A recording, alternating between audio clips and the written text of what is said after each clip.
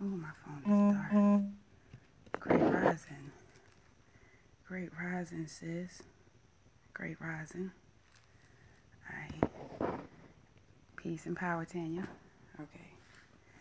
Great rising. Peace, sis. Peace and love. Okay. Sacred Woman. Queen of Four. Copyright 2000. Queen of Four. Helen O. Robinson.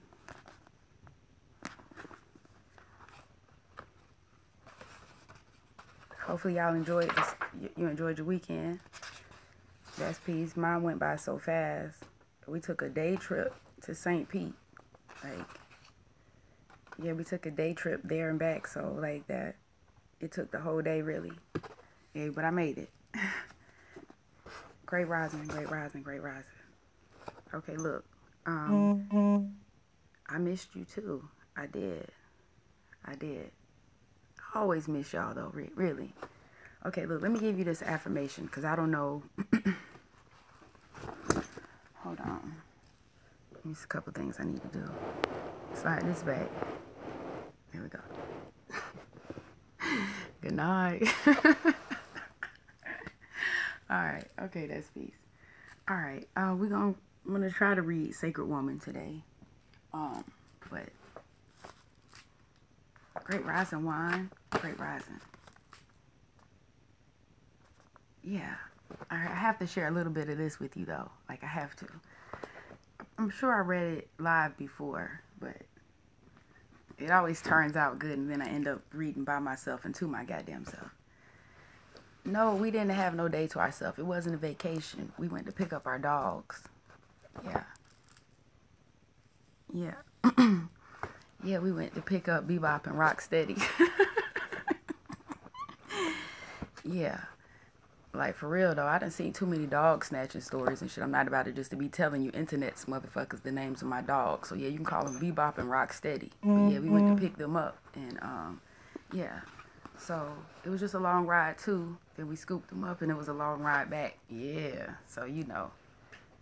Yeah, but they ride better than young people and the elderly, you know. They didn't ask if we was there yet. They didn't say they had to piss or shit none. They didn't ask for McDonald's nor Burger King. They was just chilling and shit, licking on the window and shit. Rocksteady got the left side of my arm and had me smelling foul as fuck for the majority of the ride. But, you know, everything was peace. So, yeah, I would definitely ride with my dogs again before I just sign up to ride with others. All right. So, let me give you this affirmation before I go on to the alchemist. All right, I am a distinctive, beautiful flower and a healing herb with a heart, a mind, breast, buttocks, and a womb. I come with sacred earth medicine to heal myself. All right. That's peace. Yeah, that's cool. All right, here we go. I had a goal to read The Alchemist to say yesterday in its entirety. Great rising, great rising, great rising. Yeah, I wanted to start it and finish it in one day. But whenever I read to him, eventually he fade out. So we got about halfway through. If you haven't read it, you should. If you haven't read it, you should. It's so many short stories within the story, you know. You know what? Instead of saying so, I'm going to read one to you. And then I'm going to read to you the portion of the book that I segmented off to share with you. So this is Paulo Coelho, The Alchemist. I got mine at half-price books. But the banger titles are never really half-price. They have this general rule that whatever the ticket price is, whatever's printed on the book, they sell it for half that price. But like I said, Before the Mayflower, The Alchemist, Lies My Teacher Told Me, and a few other titles, like Black's Law. Wait a minute, Black's Law was actually a really good price. But yeah. Alright, anyway, let me give you a portion of The Alchemist. In the prologue, it opens up with the story about Narcissus. The alchemist picked up a book that someone in the caravan had brought. Leafing through the pages, he found a story about Narcissus. The alchemist knew the legend of Narcissus, a youth who knelt beside a lake daily to contemplate his own beauty. He was so fascinated by himself that one morning he fell into the lake and drowned. At the spot where he fell, a flower was born, which was called the Narcissus. But this was not how the author of this book ended the story. He said that when Narcissus died, the goddesses of the forest appeared and found the lake, which had been fresh water transformed into a lake of salty tears. "Why do you weep?" the goddesses asked. "I weep for Narcissus," the lake replied. "Ah, it is no surprise that you weep for Narcissus," they said, "for though we always pursued him in the forest, you alone could contemplate his beauty close at hand." "But was Narcissus beautiful?" the lake asked. "Who better than you to know that?" the goddesses said in wonder. "After all, it was by your banks that he knelt each day to contemplate himself." The lake was silent for some time. Finally it said, "I weep for Narcissus, but I never noticed that Narcissus was beautiful. I weep because each time he knelt beside my banks, I could see in the depths of his eyes my own beauty reflected." What a lovely story, the alchemist thought. Right, so the story of Narcissus is in the prologue of The Alchemist. It's a lot of good stuff in here. I will give you the before and the after, but I want you to get to read yourself. I want you to get The Alchemist for many reasons. It's a quick read, a short read, an inexpensive read, a captivating read, and a family read. All right, it's also life-changing. There are some things, like the sister who asked me, how can crystals heal? Like, there's no way I can explain to you that you're a crystal. There's no way that I can explain it. There are a series of stories I can tell you. There are a series of books you can read, and you'll begin to feel what it means. But it's like being in love. Some things I just can't tell you. The Alchemist is one of the books, like Things Fall Apart and the Celestine Prophecies. These books all shape your understanding of who you are. Yeah, that's peace. Like, damn. I don't really want to say this. Spirit is pressing me to say this, and I don't really want to say this because it's kind of embarrassing. But, fuck. I have to I'm just going to say it and just know it's not coming from me, per se. Okay? The Smurf shit. Okay? I'm just going, the Smurfs. Okay? There you have it. The Smurfs. I did it, right? Got a big world for some little people. And even got an original hue. Isn't that dope? They look like little avatars. But listen, so I never understood Smurfs. When I was younger, I probably did. But I haven't watched Smurfs since I was my daughter's age, and she 4. Okay? Now I'm fucking 34. Almost. And I don't remember what the fuck was the basis. I remember they had mushroom houses. And in my mind, it was many girl Smurfs. It wasn't until 2 or 3 days ago where the children were watching the Smurfs, and Say was explaining to me there's only one girl Smurf, and she a hiccup in the system. Like, I don't know, Magoman, look, I don't fucking remember, okay? Forgive me. Magoman, whatever the fuck his name is. Magoman created her. He wanted the Smurfs because they're magical. Like, listen, I don't fucking watch the Smurfs. So if I get this shit wrong, just fucking rock with me, okay? So, look, give me a minute. I have to remember the damn Magic Man name so I can, maybe something like Magalar? Gargamel. Yeah. See, Magalar. I was fucking close. Yeah, so, hold on. Let me goddamn block these people who I don't fucking know. If I can't pronounce your name, you got to get the fuck on. Unless it ends with El Mayat Bey. Okay? Salo Khan, get the fuck on out of here. Unless you're a Salo Khan El Mayat Bey. Okay? Anyway, so, Gargamel. Okay, so, alright. In case you don't understand the Smurf shit, just listen to me. Like I said. Okay, so from what they explained to me, or maybe they didn't explain this. This is just what I received. Let me say that. So from what I received, Gargamel, who just happened to be an evil white man, okay? Gargamel, a mad scientist. We always talk about chemical reactions and science, right? Okay, I'm focused though. I didn't want to have to talk about Smurfs, mother, but roger that. Okay, so thank you. For Gargamel, wants the Smurfs because they're magic. And I'm going to try not to cry, okay? Gargamel wants the Smurfs because they're magical. And when he can't get the Smurfs, or maybe not that, maybe he creates this girl Smurf, I guess as a trap. I don't fucking remember the story. Like, Say and the girls, when they talk to me, they don't understand how my sensitivity is set the fuck up.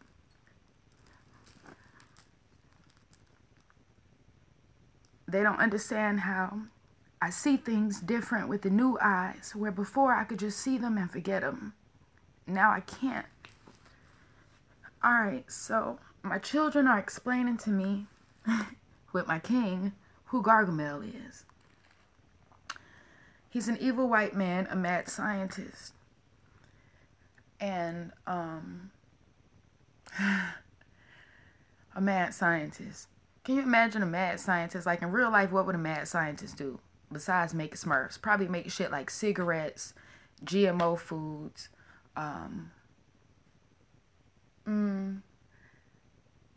listen. Anyway, so Gargamel wants the Smurfs because they're magical. I'm going to tell you why that makes me even more sad in a minute.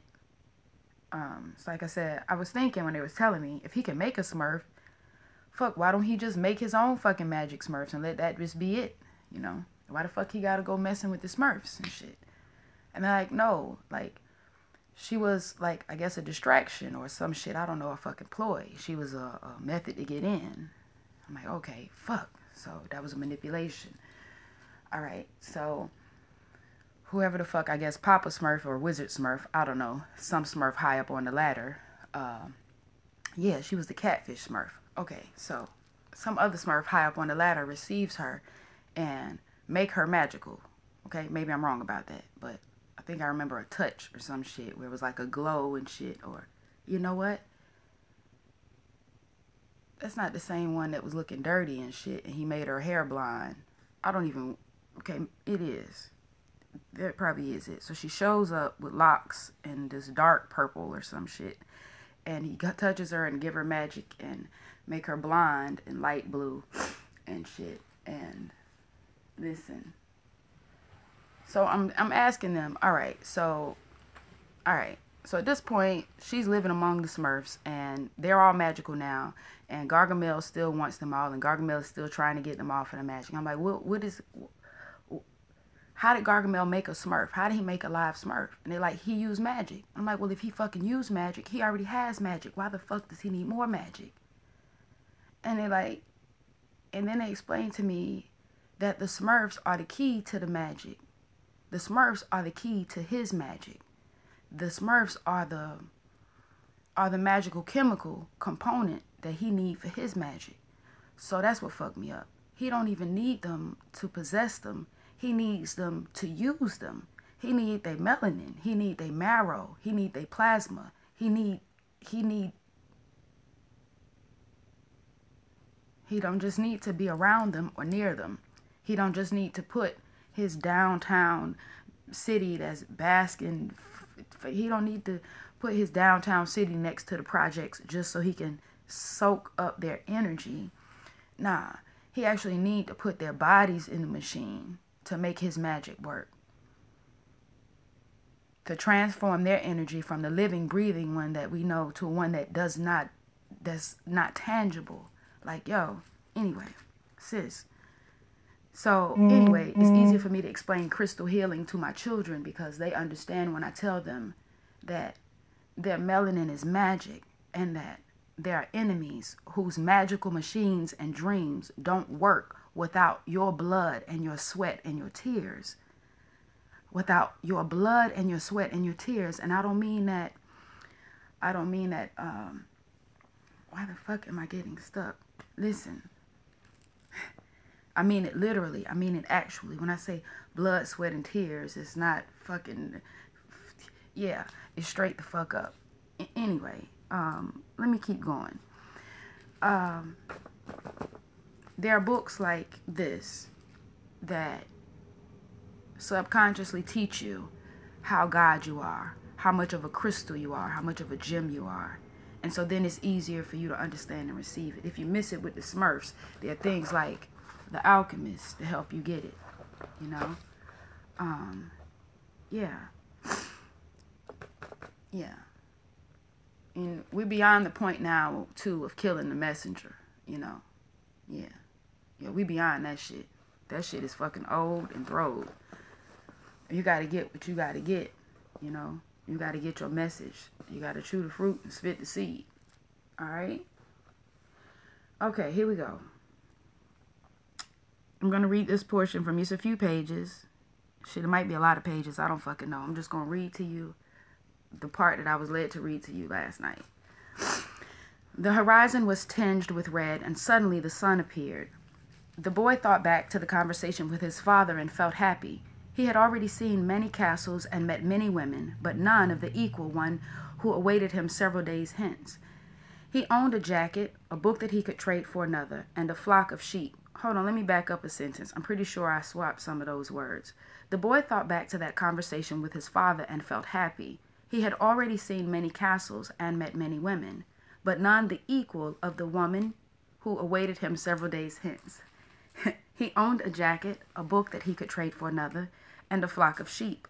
But most important, he was able every day to live out his dream. If he were to tire of the Andalusian fields, he could sell his sheep and go to sea. By the time he had enough of the sea, he would already have known other cities, other women, and other chances to be happy. I couldn't have found God in the seminary, he thought, as he looked at the sunrise. Whenever he could, he sought out a new road to travel. He'd never been to that ruined church before, in spite of having traveled through those parts many times. The world was huge and inexhaustible. He had only to allow his sheep to set the route for a while, and he would discover other interesting things. The problem is that they don't realize that they're walking a new road every day. They don't see that the fields are new and the seasons change. All they think about is food and water. Maybe we're all that way, the boy mused. Even me. I haven't thought of other women since I met the merchant's daughter. Looking at the sun, he calculated that he would reach Tarifa before midday. There, he could exchange his book for a thicker one, fill his wine bottle, shave, and have a haircut. He had to prepare himself for his meeting with the girl, and he didn't want to think about the possibility that some other shepherd with a larger flock of sheep had arrived there before him and asked her hand. It's the possibility of having a dream come true that makes life interesting, he thought, as he looked again at the position of the sun and hurried his pace. He had suddenly remembered that in Tarifa there was an old woman who interpreted dreams. All right, give me 1 second. Let me get some water. Remember, if the Facebook Live start fucking up, go to YouTube. That's Peace. You know, country. That's spelled with a D. DATSPEACE. It's the same thing at Gmail if you have to reach out to me. But give me a minute. Let me get this water.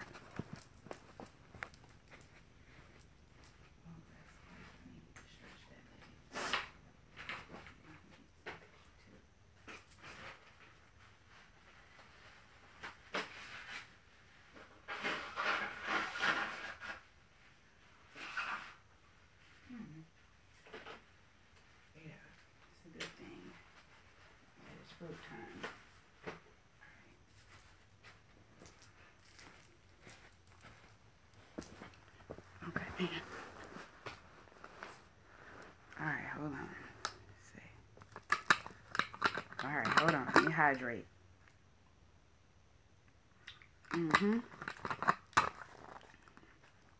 Yeah, that's peace. All right, here we go. We coming. My mom would be like, why you don't come ready to read? Why you always have to do stuff? That's just the way it is. Oh, yeah. All right, here we go. He owned a jacket, a book that he could trade for another, and a flock of sheep. But most important, he was able every day to live out his dream. If he were to tire of the Andalusian fields, he could sell his sheep and go to sea. By the time he had had enough of the sea, he would already have known other cities, other women, and other chances to be happy. I couldn't have found God in the seminary, he thought as he looked at the sunrise. Whenever he could, he sought out a new road to travel. He had never been to that ruined church before, in spite of having traveled through those parts many times. The world was huge and inexhaustible. He had only to allow his sheep to set the route for a while, and he would discover other interesting things. The problem is that they don't even realize that they're walking a new road every day. They don't see that the fields are new and the seasons change. All they think about is food and water. Maybe we're all that way, the boy mused. Even me. I haven't thought of other women since I met the merchant's daughter. Looking at the sun, he calculated that he would reach Tarifa before midday. There, he could exchange his book for a thicker one, fill his wine bottle, shave, and have a haircut. He had to prepare himself for his meeting with the girl, and he didn't want to think about the possibility that some other shepherd with a larger flock of sheep had arrived there before him and asked for her hand. It's the possibility of having a dream come true that makes life interesting, he thought as he looked again at the position of the sun and hurried his pace. He had suddenly remembered that in Tarifa there was an old woman who interpreted dreams. The old woman led the boy to a room at the back of her house. It was separated from her living room by a curtain of colored beads. The room's furnishings consisted of a table, an image of the Sacred Heart of Jesus, and 2 chairs. The woman sat down and told him to be seated as well. Then she took both of his hands in hers and began quietly to pray. It sounded like a gypsy prayer. The boy had already had experience on the road with gypsies. They also traveled, but they had no flocks of sheep. People said that gypsies spent their lives tricking others. All right, and I do have it in here noted that, just for the record, when we're reading, what people generally call a gypsy, we know gypsy maybe we don't. Gypsy is an Egyptian woman, okay? So you're talking about beads, and you know the images because we discussed this. Pull out all your stops, your cartoons you remember, the Halloween costumes. Try to put together everything you remember about the gypsy, and then sit back and realize they tried to fuck out you again. That's pieces, okay? As Queen of Fool points out, remember that a gyp is a lie, okay? So when you hear Egypt or you see gypsy, consider that you got to take it with a grain of salt, okay? Anyway, we just going to read the story as is. Like I said, this is a banger book, though. We on The Alchemist, Paulo Coelho. It sounded like a gypsy prayer. The boy had already had experience on the road with gypsies. They also traveled, but they had no flocks of sheep. People said that gypsies spent their lives tricking others. It was also said that they had a pact with the devil and that they kidnapped children and, taking them away to their mysterious camps, made them their slaves. As a child, the boy had always been frightened to death that he would be captured by gypsies, and his childhood fear returned when the old woman took his hands in hers. But she has the Sacred Heart of Jesus there, he thought, trying to reassure himself. He didn't want his hand to begin trembling, showing the old woman that he was fearful. He recited an Our Father silently. Very interesting, said the woman, never taking her eyes from the boy's hand, and then she fell silent. The boy was becoming nervous. His hands began to tremble, and the woman sensed it. He quickly pulled his hands away. I didn't come here to have you read my palm, he said, already regretting having come. He thought for a moment that it would be better to pay her fee and leave without learning a thing, that he was giving too much importance to his recurrent dream. You came so that you could learn about your dreams, said the old woman, and dreams are the language of God. When he speaks in our language, I can interpret what he has said. But if he speaks in the language of soul, it is only you who can understand. But whichever it is, I'm going to charge you for the consultation. Another trick, the boy thought, but he decided to take a chance. A shepherd always takes his chances with wolves and with drought, and that's what makes a shepherd's life exciting. I have had the same dream twice, he said. I dreamed that I was in a field with my sheep when a child appeared and began to play with the animals. I don't like people to do that because the sheep are afraid of strangers, but children always seem to be able to play without frightening them. I don't know why. I don't know how animals know the age of human beings. Tell me more about your dream, said the woman. I have to get back to my cooking, and since you don't have much money, I can't give you a lot of time. The child went on playing with my sheep for quite a while, continued the boy, a bit upset, and suddenly the child took me by both my hands and transported me to the Egyptian pyramids. He paused for a moment to see if the woman knew what the Egyptian pyramids were, but she said nothing. Then, at the Egyptian pyramids, he said the last 3 words slowly so that the old woman would understand. The child said to me, if you come here, you will find a hidden treasure. And just as she was about to show me the exact location, I woke up both times. The woman was silent for some time. Oh, listen, this is the first time I've noticed this. Hold on. He said, the child went on playing with my sheep for a while, and suddenly the child took me by both hands and transported me to the Egyptian pyramids. Then at the pyramids, the child said to me, if you come here, you'll find a hidden treasure. And just as she was about to show me the exact location, you better goddamn it read between the lines. You seen mama come through. Just as she, I'm just saying. I ain't never heard of the fatherland or the fathership. And that's peace, mother. I love you. All right. And just as she was about to show me the exact location, I woke up both times. The woman was silent for some time. Then she again took his hands and studied them carefully. Wait a minute. One more thing. This affirmation business. I am a distinctive, beautiful flower and a healing herb with a heart, a mind, breast, buttocks, and a womb. I come with sacred earth medicine to heal myself. Listen, because I just worshipped you, mother, I need to let you know something right quick. Because we've been talking about how you ask other motherfuckers to honor you, but you can't honor you. Right. If you don't know how to honor you, because a lot of people don't know how to do an affirmation. They looking online like positive affirmations. I was on listen, and it's all peace and love. So Say was on a show the other day, and the brother kept saying confirmations, and me and Say was looking at each other trying to figure out what the fuck we supposed to like, because like we don't like to be caught off guard. Like he keep asking for confirmations. We like going through. We need to be in the email. What are we missing? And we realized he was talking about the affirmations. Listen, the affirmation game is serious out here, especially right now. And I don't give a fuck about whether or not it's just trending and cool, because I know how magic work. If you play with it, the shit work. Okay? Like magic don't give a fuck who do it.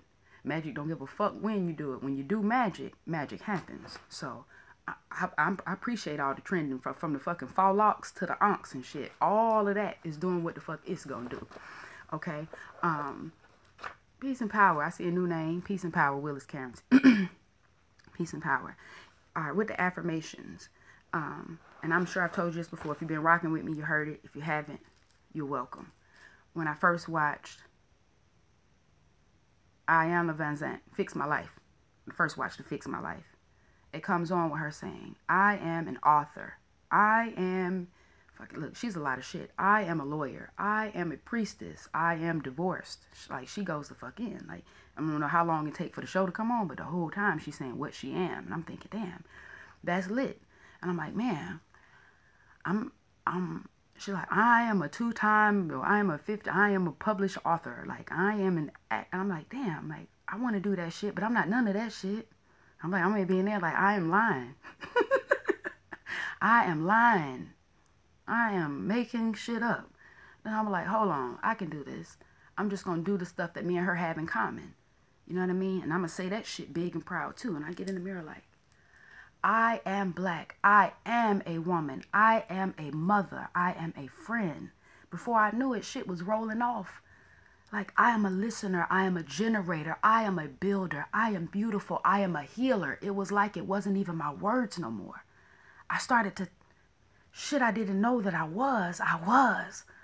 I'm like, oh, this is how that goes. You start right where you at, mother. That's it. I am woman, I am mother. You just start right where the fuck you at. That's peace. I promise you, you take one step, mother takes many. And that's peace. That's if you don't know about them affirmations. I'm trying to tell you. Had me in there lit as fuck. Like, I am bigger than Iyanla. Oh, yeah. Like, had me feeling small for a minute. Like I said, I went in the mirror and literally had started lying. Like, I am lying, I'm making shit up. And I was laughing and making fun of it just to keep from being big and powerful. Just to keep from being God. We always do that. Laugh or cry our way out of something. God, you don't get that out. What kind of shit is that? What are you, 2? God, you don't get to laugh or cry your way out.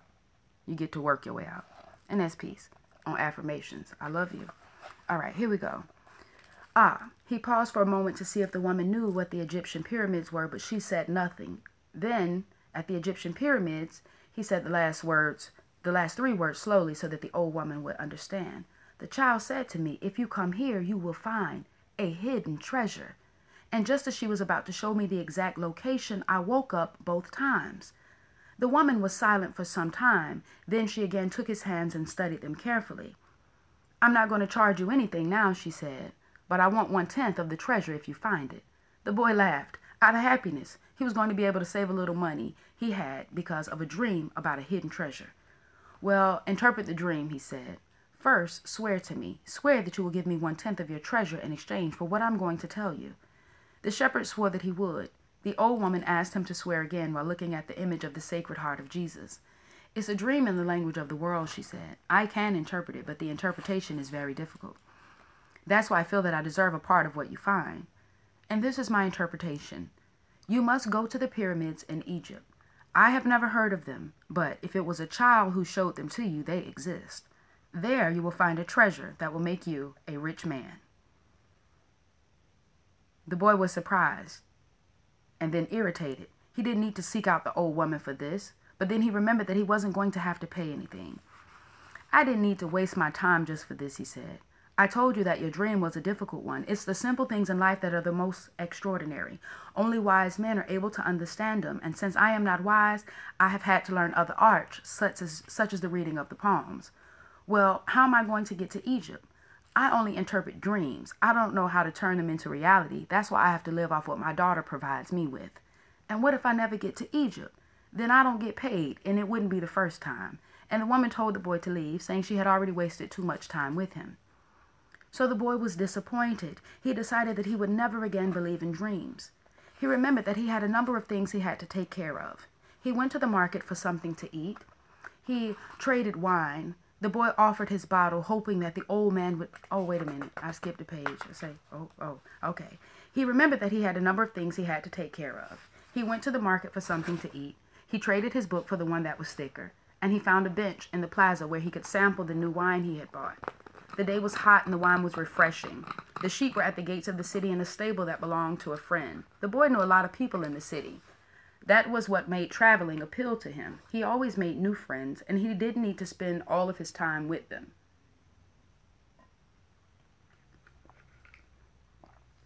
When someone sees the same people every day, as had happened with him at the seminary, they wind up becoming a part of a person's life. And then they want the person to change. If someone isn't what others want them to be, the others become angry.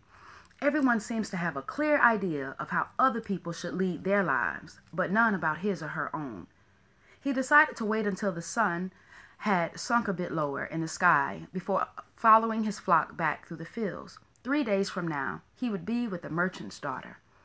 He started to read the book he had bought. On the very first page, it described a burial ceremony, and the names of the people involved were very difficult to pronounce. If he ever wrote a book, he thought, he would present one person at a time so that the reader wouldn't have to worry about memorizing a lot of names. When he was finally able to concentrate on what he was reading, he liked the book better. The burial was on a snowy day, and he welcomed the feeling of being cold.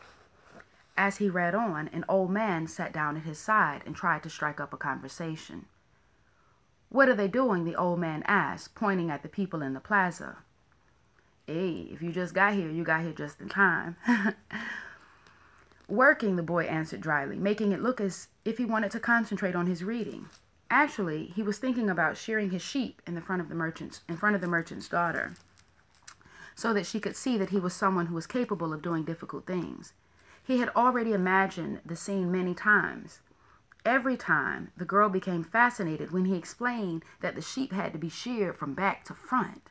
He also tried to remember some good stories to relate as he sheared the sheep. Most of them he had only read in books, but he would tell them as if they were from his personal experience. She would never know the difference because she didn't know how to read.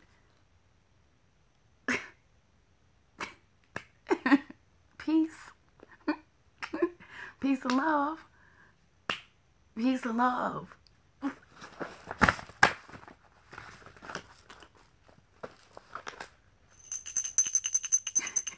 The power is fucking ours. The power is fucking ours. KLX. Fucking KLX. King Leon X. Great fucking rising, man. I love you. I love you. Damn. I love you. Alright. Look, why you had to say something? Why the fuck you couldn't just come through and be quiet? Alright, look, I love you. I tell you that all the time. Every time I see you and even when I don't. Okay? I do. I love you. I appreciate you. I need you. Even though fucking with you had got my phone tapped. A nigga phone service ain't been the same since you came in my life, but that's peace too, though, right? Listen, it's because of KLX. I know that your battery don't really have to die on your cell phone, and even when they tell you that your memory is gone and you can't download shit else, you really can. If your ass is important and your ass is bold and you is black, you're gonna make sure they can see everything. They ain't gonna cut you off. They want you to get in as much shit as you can so they can keep their eye on the fucking swivel. So thank you, KLX. Just because of you, I always have fucking company. That's peace. I love you. That's Leon. That's King Leon X. That is. All right. Before I gotta keep going. But y'all, this brother is the reason that I read live. Like straight up. Before Sacred Woman was many books. Many books. Leaders or Readers. I think he challenged people to read either 3 pages or for 3 minutes live and hashtag it Leaders or Readers. And yeah, your man's, it went viral. It said, I wanted to, remember I told you about the process of, in your mind, courting people that make you better. King Leon X was one of those people. I'm thinking, this brother's so big and he's so powerful and I'm so small under the radar. The only way I could get him to notice me is if, like, my game got to be stepped way the fuck up. You know what I mean? And when you're dealing with kings, when you're dealing with divine masculine energy, you can't just put on a short skirt and shit. You can't get a new weave or a fucking eyebrow arch. You can't. Nah, bath and body work ain't. This nigga don't give a fuck about your body. He trying to figure out about your spirit bath. Okay. So in my mind, like, how do you get in the attention of a man like this? You don't just be the leaders or readers. You fucking get other people to read till they fucking lead. I'm like, that's what I challenge myself. It's like, he's talking about 3 pages to 3 minutes. I'm going to read entire fucking books. Not only am I going to do that, I challenge myself and say, I'm going to read 52 books in 52 weeks. It's 52 weeks in a year, right? I'm like, I'm going to read, according to some motherfuckers' calendars. We not gonna get into that. Like I said, I done read a whole fucking lot now. Everything is up for debate. Numbers do lie. But anyway, I was like, I'm gonna read 52 books in 52 weeks. And within, I don't know, maybe 4 or 5 months, I was at book 76. And my life ain't been the same. Like I said, like I say, it sounds crazy as fuck, but when I first started reading, I just wanted the house on the hill. Like, in my mind, my dream was to one day have a house on the hill. It ain't really got to be on the hill. The bitch could be on the flat or in the fucking valley. That's just what the fuck we taught to call it. Just wanted my house on the hill, Keeping my head above water. I ain't want no good time. I wanted my house on the hill. It was after I read and after I built with KLX, I learned that I don't want the house on the hill. Fuck, I want the fucking hill, right? Then I kept reading and I realized the hills are all fucking mine already. And I'm late getting them. You understand? Yeah. It's KLX was one of the first people in real life, the flesh. There was many ancestors that taught me fight. KLX was one of the first people in the flesh that taught me what it really means, Sankofa. He's the one who taught me Sankofa does not mean go back and ask niggas for your shit. This does not mean be like, yes, can we please have 40 acres, 1 mule, and some SNAP benefits? No. KLX taught me about the get part, the fetch part. Yeah. Taught me balance. That my fire is necessary. Just as necessary as my ice. So, that's peace. That's KLX. King Leon X, I love you. I always will. You know that shit. Yep, I still got your letters. I'm keeping them, Johns. I told you. I told you. Yeah, we need to have a conversation. I'm gonna fuck with you later on. But let me give these people what they need because the old man just came on the scene. Yeah, when he was finally able to concentrate on what he was reading. Now that I'm able to concentrate on what I'm reading. Peace and power, Cedar Dixon. He liked the book better. The burial was on a snowy day, and he welcomed the feeling of being cold. As he read on, the old man sat down at his side and tried to strike up a conversation. What are they doing? The old man asked, pointing at the people in the plaza. Working, the boy answered dryly, making it look as if he wanted to concentrate on his reading. Actually, he was thinking about shearing his sheep in front of the merchant's daughter so that she could see that he was someone who was capable of doing difficult things. He had already imagined the scene many times. Every time the girl became fascinated when he explained that the sheep had to be sheared from back to front. He also tried to remember some good stories to relate as he sheared the sheep. Most of them he had only read in books, but he would tell them as if they were from his own personal experience. And she would never know the difference because she didn't know how to read. Meanwhile, yeah, respect KLX, the unapologetic black voice of America. Check the hashtag UBVOA. Alright? Check the hashtag KLX. Yo. Yeah. I love you. Yeah, KLX was the first one that cleaned my slate too. Like when I met him, it was like the Judgment Day. And I got in. Like when I met him, it was like Judgment Day. Oh, when I say that, because black man is God, right? Even before I understood black man to be God, anytime I would go to him, he the only person that had the power to convict me. If my sister or my best friend say, you ain't shit. If she mad, she'd be like, you ain't shit.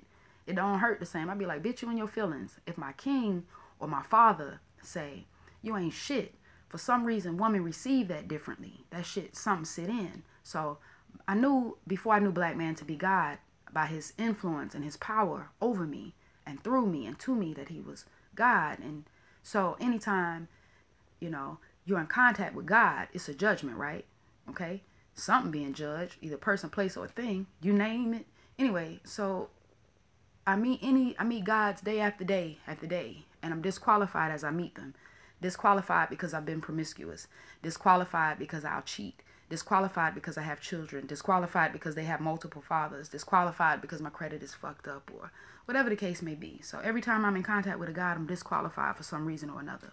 He makes sure I know that I don't qualify for him or nothing else, right? And then I meet KLX. And this God is like, like not only do he let me into heaven, he look at me like I'm crazy as fuck for not knowing that I am heaven. He like, wait a minute, this is not your judgment. This is my fucking judgment. If you feel judged, that means that I failed. Like, I'm like, hold on, wait the fuck. He's like, explain it to me how God I am. Wait a minute, what? KLX was the first man to make me understand. And I mean, not just say it, but make me understand that I don't come from man rib. He come from my womb. And he like, you God. You God. Like, fuck all that shit what you talking about. Like, you cheated and he trying to divorce you and you're not, like, fuck all that shit what you talking about. I don't know about none of that shit. That shit sound like some European shit. Like, the fuck are you talking about? You're God. You're God. And anytime God appear to be anything less than God, then something has happened to God. And he was the first one to teach me, I'm not going to let you just walk up in this joint and crucify my God. Because a real black man, a true black man, will protect the black woman even from herself. He's like, I'm not going to let you do that. Like, you God. Right. So if you fucked up, then what was you compensating for? What was you defending? What happened? What ball did black man drop that made you drop your motherfucking mind? Oh, okay. Well, shit, then. I received that. I'm trying to tell you, it made a difference. It made a difference. It made a difference. It made a big difference. I made a big difference. I'm telling you, the real God will teach you that you're not born into sin. You're born into greatness. And you will always, even if you stray from it, come back to that. That's the real message. They fucked it up with the swap. That's all they did was they swapped your shit. They told you you're born into sin and you'll always stray from greatness. Fuck that. Fuck that. They mistranslated the shit. They mistranslated the shit. Look, and not to be distracted, but we've talked about this too. Anytime you study something, if you have not studied the times, you get in a mistranslation. Say and I were talking about this shit the other day. And he was like, wait a minute. I don't know what the fuck we was listening to. He was like, wait, when I hear sauce, is it the same thing as I'm thinking like sauce? And I'm thinking, I don't know if we're talking about jizz here. For you motherfuckers who don't watch porn, that would be nut or semen. I'm like, so I don't know what the fuck we're talking about. We're talking about like marinara, or are we talking about fucking jizz here? I don't fucking know. Because he's like, oh, bitch, I don't know what the fuck.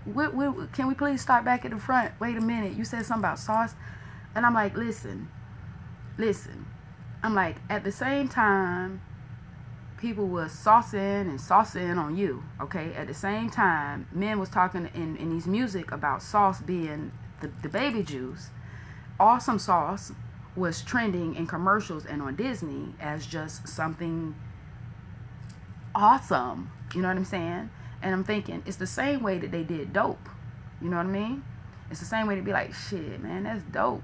It's the same way they did dope. At the same time that dope was actually and in fact killing us, it was also cool to call something dope. So if you don't understand the time, like I said, so let's say 1,000 years from now, somebody reading something we done wrote or something we done put in a rap, they done found a book and they trying to understand what the book, and the motherfuckers say use red sauce. How the fuck are they going to know if it's talking about red sauce as a bodily excrement or red sauce as a marinara? Unless they have studied the times. I know for certain that in biblical days, whenever the fuck that was, a foot was a penis. And as how many years it took for us to say the foot determined the size of the penis? Not the case. Y'all done say, I ain't seen many men with no little ass feet. But everybody Peter ain't present, okay? Listen. I'm just saying, if only had you studied the time, would you understand that a foot used to be, it was the word for a penis. You understand? Like now, let's say we many thousands years removed. If somebody say do something with a foot that you're supposed to do with a penis, you might be on the wrong fucking section on X videos, fucking around with the fuck around, and it was just a miscommunication, a mistranslation, a major misunderstanding. Listen, I'm just saying, you got to make sure you consider the times. And it's a process. It's a process. Just be easy. Macrocosm. If you begin to realize that this shit ain't all about you, you're a very small but necessary part, it become a little bit easier to pump your fucking brakes and do some investigations. And that's peace. So we picking right back up here where he's on the bench reading and irritated because this old man wants to strike up a conversation. He's just thinking about how he gonna shear this sheep in front of this young woman and tell her these lies. Alright? And that's pieces. She would never know the difference because she can't read. Meanwhile, the old man persisted in his attempt to strike up a conversation. He said that he was tired and thirsty and asked if he might have a sip of the boy's wine. The boy offered his bottle, hoping that the old man would leave him alone. But the old man wanted to talk, and he asked the boy what book he was reading. The boy was tempted to be rude and move to another bench, but his father had taught him to be respectful of the elderly. So he held out the book to the man for two reasons. First, he himself wasn't quite sure how to pronounce the title, and second, that if the old man didn't know how to read, he would probably feel ashamed and decide of his own accord to change benches. The times, remember I told you have to understand the times? Like, he's talking about handing a book to the old man because he probably won't be able to read it. So this man is much older than him and probably won't be able to read it. He also references a girl, a merchant girl, who he can tell lies to from books because she won't be able to read it. And you've already missed this part, but she was impressed when she met him because he could read. And she's like, why the fuck are you a shepherd if you can read? So reading isn't even a common thing in this time. I'm trying to tell you. Well, it's not really that common in this time either. But I'm saying, listen, just be mindful of the times, okay? They shape where we're going and how we are where we are. All right, moving on. We say he offered his book. Said the old man, looking at all sides of the book as if it were some strange object. This is an important book, but it's really irritating. The boy was shocked. The old man knew how to read, and he had already read the book. And if the book was irritating, as the old man had said, the boy still had time to change it for another. It's a book that says the same thing almost all other books in the world say, continued the old man. It describes people's inability to choose their own personal legends. And it ends up saying that everyone believes the world's greatest lie. Peace and power system. What's the world's greatest lie? The boy asked. Oh, okay. Peace and blessings. John Mensa, which you plugging? Mensa, what are you plugging? Please tell me what you're plugging. Hold on, y'all. Give me a minute. John, you here? Mensa? What is Copa style? What are you plugging? Hold on. Hold on right quick. Let me see where you spoke to me before on here. Give me a minute. Hold on 1 minute, beloved. I love you too. I see where you told me you love me. Hold on. I'm making sure. Bless you. You said bless me. I'm draining who you are. Okay, so you've been talking to me, so that's peace. But I was hoping you was gonna ask me or tell me what this is. What is this, beloved? Oh, your book of poems. Okay, that's peace. Okay, you just got to let me know because you know I get sensitive and shit. But okay, that's peace. Okay, now I like that. I'm gonna click the like button, and that's good. And then when I finish this, can you please inbox me that? Inbox me that. Okay. I would like to read. Is there pictures in there? If there's pictures in there too, that's a plug too, because I love the pictures that always complement the poems. That's peace. Thank you for responding too, because you had made me nervous when people started dropping links. I start twitching and shit. Be like a glitch in this our family. Yeah, you're like a glitch in the system when people fuck with me. So that's peace, brother. I appreciate you. All right, here we go. So, and it ends up saying that everyone believes the world's greatest lie. Well, okay, yeah, Mensa, how about I inbox you my address and you send me your book, and that'll be peace, and I'll read it, and then it'll be a plug, you know. So that's peace. Oh my goodness, I feel like milk is running. Okay, it is, and that's crazy too, because that doesn't happen often. Okay, yeah, that's kind of cool too. No, I ain't got no new children, y'all. I just ready for the apocalypse and shit. If them niggas come through talking about we going doing the martial law, me and mine's gonna eat, baby. Boop. Shit, I say give mama 1 can of beans and I'm gonna make sure everybody eat. True story. You know what I'm saying? True story. This melanated, y'all think I'm fucking around, right? You know we breastfed they babies. Hell, my mama breastfed me and my cousins and my siblings and shit at the same time. But listen, they got something called a la leche lead. You know la leche mean the milk in Spanish, I think. La leche definitely be milk. But how I think la mean the. La leche lead, that mean the milk lead. You can sign up and get milk and you be hurting for milk. You got a group. Throw that ass in a circle. A sacred circle. That's all it is. It's a sacred fucking circle. What else can you call it? A circle of sisters you can get milk from your baby, for your baby and shit. You know what I mean? Listen, that's powerful as fuck. I'm just saying though, if they have like leagues and shit where people probably have to pay memberships and shit,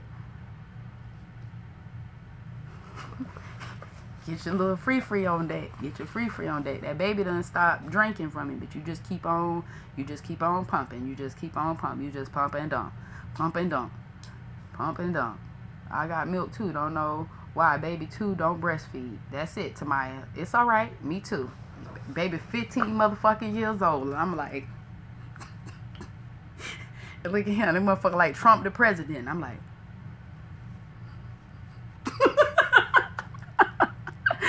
yeah, we gonna be straight. We gonna be straight. We gonna be straight. We gonna be straight. You just keep with the pump and dump. I'm trying to tell you, listen, you got to, like, I think it was like Killer Mike or somebody who was like talking to people about how they're not really ready for revolution or some shit because they're not gardening and growing. I don't think, motherfucker, if it's martial law, I don't think they're gonna give me a plot of land to go motherfucking cultivate no shit. But nigga, what they can't stop though.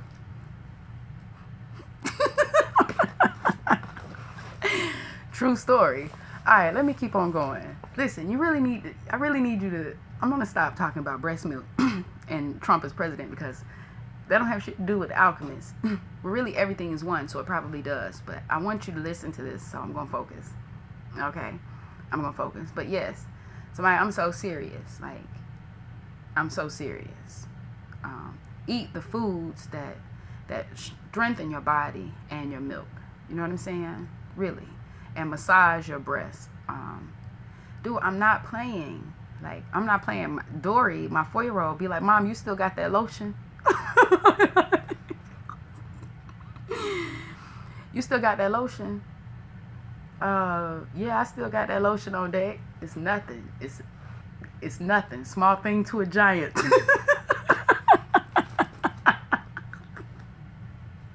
Alright, I know. I'm out here wilding. I know. I'm focused though. I'm focused. And I'm gonna wake Say up. Stay scrapped.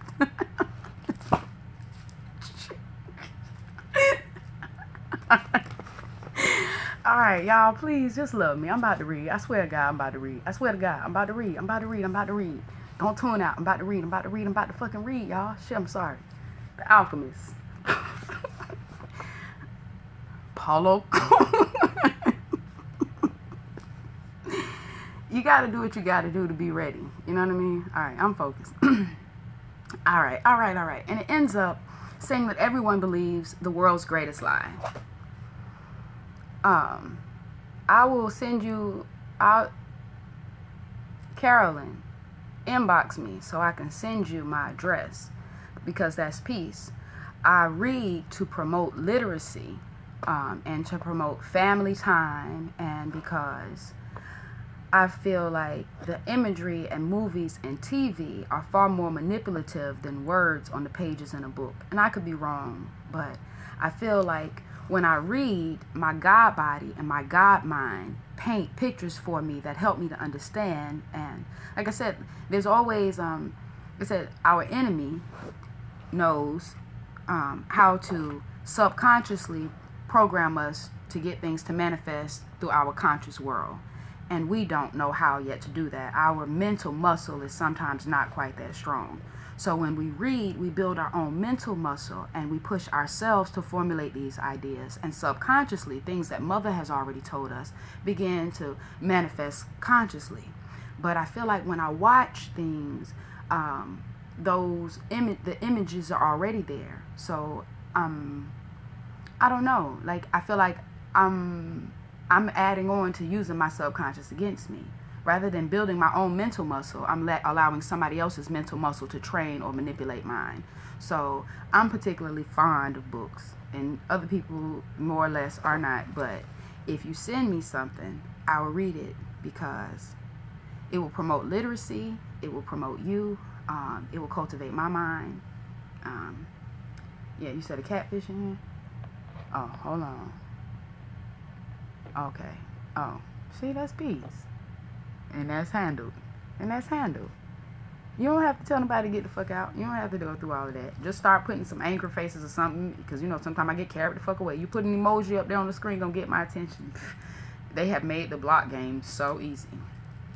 All right. But yeah, I definitely, I'm always interested in sharing our work. So, yeah. I sell earrings for a living, though, so I definitely need you to send it to me, because the things that I buy, that I want, I put on my list, not my wish list. I put them on a get list, and I manifest them one thing at a time. So rather than have it listed, if you could have it to me, that would be peace, you know. But either way, you send me the link and we'll go from there. All right. You send me your information and I'll send you mine. All right. Okay, here we go. Damn, it seems like I've been reading this last line to you for like 10 minutes. Watch this. I'm going to focus and shit. What's the world's greatest lie, the boy asked, completely surprised. It's this, that at a certain point in our lives, we lose control of what's happening to us, and our lives become controlled by fate. That's the world's greatest lie. That's never happened to me, the boy said. They wanted me to be a priest, but I decided to become a shepherd. Much better, said the old man, because you really like to travel. He knew what I was thinking, the boy said to himself. The old man, meanwhile, was leafing through the book without seeming to want to return it at all. The boy noticed that the man's clothing was strange. He looked like an Arab, which was not unusual in those parts. Africa was only a few hours from Tarifa. One had only to cross the narrow straits by boat. Arabs often appeared in the city, shopping and chanting their strange prayers several times a day. Where are you from? The boy asked. From many places. No one can be from many places, the boy said. I'm a shepherd, and I have been to many places, but I come from only one place. From a city near an ancient castle. That's where I was born. Well then, we could say that I was born in Salem. The boy didn't know where Salem was, but he didn't want to ask, fearing that he would appear ignorant. He looked at the people in the plaza for a while. They were coming and going, and all of them seemed to be very busy. So, what is Salem like? He asked, trying to get some sort of clue. It's like it's always been. No clue yet, but he knew that Salem wasn't in Andalusia. If it were, he would have already heard of it. And what do you do in Salem? He insisted. What do I do in Salem? The old man laughed. Well, I'm the king of Salem. People say strange things, the boy thought. Sometimes it's better to be with the sheep who don't say anything, and better still to be alone with one's books, to tell their incredible stories at the time when you want to hear them. But when you're talking to people, they say some things that are so strange that you don't know how to continue the conversation. My name is Melchizedek, said the old man. How many sheep do you have? Enough, said the boy. He could see that the old man wanted to know more about his life. Well, then we've got a problem. I can't help you if you feel you've got enough sheep. The boy was getting irritated. He wasn't asking for help. It was the old man who had asked for a drink of his wine and had started the conversation. "Give me my book," the boy said. "I have to go and gather my sheep and get going." "Give me 1/10 of your sheep," said the old man, "and I'll tell you how to find the hidden treasure." The boy remembered his dream, and suddenly everything was clear to him. The old woman hadn't charged him anything, but the old man, maybe he was her husband, was going to find a way to get much more money in exchange for information about something that didn't even exist. The old man was probably a gypsy too. But before the boy could say anything, the old man leaned over, picked up a stick, and began to write in the sand of the plaza. Something bright reflected from his chest with such intensity that the boy was momentarily blinded. With a movement that was too quick for someone his age, the man covered whatever it was with his cape. When his vision returned to normal, the boy was able to read what the old man had written in the sand. There, in the sand of the plaza of that small city, the boy read the names of his father, his mother, and the name of the seminary he had attended. He read the name of the merchant's daughter, which he hadn't even known, and he read things he had never told anyone. "I am the king of Salem," the old man had said. "Why would a king be talking with a shepherd?" the boy asked, awed and embarrassed. "For several reasons, but let's say that the most important is that you have succeeded in discovering your personal legend." The boy didn't know what a person's personal legend was. It's what you have always wanted to accomplish. Everyone, when they are young, knows what their personal legend is. At that point in their lives, everything is clear and everything is possible. They're not afraid to dream and to yearn for everything they would like to see happen to them in their lives, but as time passes, a mysterious force begins to convince them that it will be impossible for them to realize their personal legend. None of what the old man was saying made much sense to the boy, but he wanted to know what the mysterious force was. The merchant's daughter would be impressed when he told her about that. It's a force that appears to be negative, but actually shows you how to realize your personal legend. It prepares your spirit and your will, because there is one great truth on this planet: whoever you are, or whatever it is that you do, when you really want something, it's because that desire originated in the soul of the universe. It's your mission on earth. Even when all you want to do is travel, or marry the daughter of a textile merchant, yes, or even search for a treasure, the soul of the world is nourished by people's happiness, and also by unhappiness, envy, and jealousy. To realize one's personal legend is a person's only real obligation. All things are one. And when you want something, all the universe conspires in helping you to achieve it. They were both silent for a time, observing the plaza and the townspeople. It was the old man who spoke first. "Why do you tend a flock of sheep?" "Because I like to travel." The old man pointed to a baker standing in his shop window at one corner of the plaza. When he was a child, that man wanted to travel too, but he decided first to buy his bakery and put some money aside. When he's an old man, he's going to spend a month in Africa. He never realized that people are capable at any time in their lives of doing what they dream of. He should have decided to become a shepherd, the boy said. Well, he thought about that, the old man said, but bakers are more important people than shepherds. Bakers have homes, while shepherds sleep out in the open. Parents would rather see their children marry bakers than shepherds. The boy felt a pang in his heart thinking about the merchant's daughter. There was surely a baker in her town. The old man continued, in the long run, what people think about shepherds and bakers becomes more important for them than their own personal legends. The old man leafed through the book and fell to reading a page he came to. The boy waited and then interrupted the old man just as he himself had been interrupted. "Why are you telling me all of this?" "Because you are trying to realize your personal legend, and you're at a point where you're about to give it all up. And that's when you always appear on the scene. Not always in this way, but I always appear in one form or another. Sometimes I appear in the form of a solution or of a good idea. At other times, at a crucial moment, I may make it easier for things to happen. There are other things I do too, but most of the time people don't even realize I've done them." The old man related that the week before, he had been forced to appear before a miner and had taken the form of a stone. The miner had abandoned everything to go mining for emeralds. For 5 years, he had been working a certain river and had examined hundreds of thousands of stones looking for an emerald. The miner was about to give it all up right at the point when, if he were to examine just one more stone, just one more, he would find his emerald. Since the miner had sacrificed everything to his personal legend, the old man decided to become involved. He transformed himself into a stone that rolled up to the miner's foot. The miner, with all the anger and frustration of his 5 fruitless years, picked up the stone and threw it aside. But he had thrown it with such force that it broke the stone it fell upon, and there, embedded in the broken stone, was the most beautiful emerald in the world. People learn early in their lives what is their reason for being, said the old man with a certain bitterness. Maybe that's why they give up on it so early too, but that's the way it is. The boy reminded the old man that he had said something about hidden treasure. Treasure is uncovered by the force of flowing water, and it is buried by the same currents, said the old man. If you want to learn about your own treasure, you'll have to give me 1/10 of your flock. What about 1/10 of my treasure? The old man looked disappointed. If you start out by promising what you don't even have yet, you'll lose your desire to work toward getting it. The boy told him that he had already promised to give 1/10 of his treasure to the gypsy. Gypsies are experts at getting people to do that, sighed the old man. In any case, it's good that you've learned that everything in life has a price. This is what the warriors of light try to teach.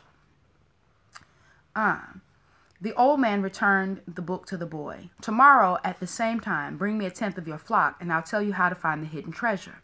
Good afternoon. And he vanished around the corner of the plaza. All right. That's all that I sectioned off to read to you.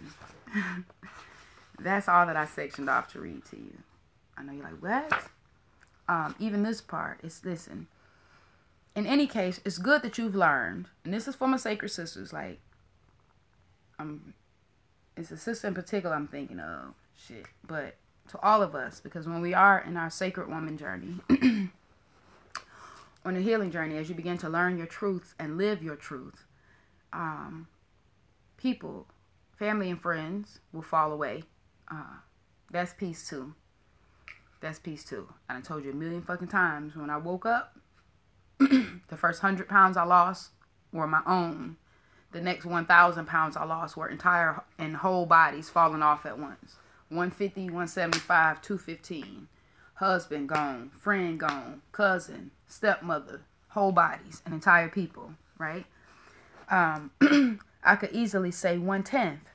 I could easily, if I sat down and actually drew the numbers up, say 1/10, all right? In any case, it's good that you've learned that everything in life has a price. This is what the warriors of the light try to teach, all right? So that's a plug for you too, all right? If you're not like sacrificing and losing 1/10 of, you probably ain't got to the nitty gritty just yet. All right, so, hold on, let me see. I was going to stop there. Yeah, I should. I should. That's peace, though. Man, I wish I could read more to you, but I think I've already read this. Search my name with the hashtag The Alchemist and videos, and it might come up. Like I said, it's quite likely that I read this live when I was doing my Leaders or Readers thing last year. Not sure, but just if it is there, boom, there you have it. And if it's not, you can get it and read it now, because you know it's lit as fuck. The Alchemist, Paulo Coelho. All right, let me give you this affirmation again, and I'm out of here. All right, I am a distinctive, beautiful flower and a healing herb with a heart, a mind, breasts, buttocks, and a womb. I come with sacred earth medicine to heal myself. All right. I love you. I'll see you tomorrow. Power hours again. I might come back today with The Alchemist if y'all want me to. I'll do that.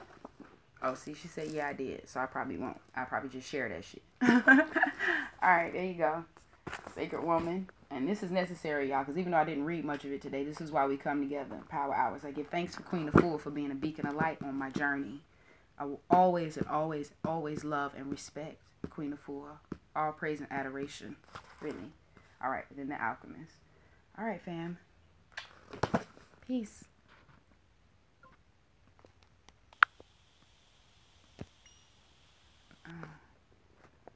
Post.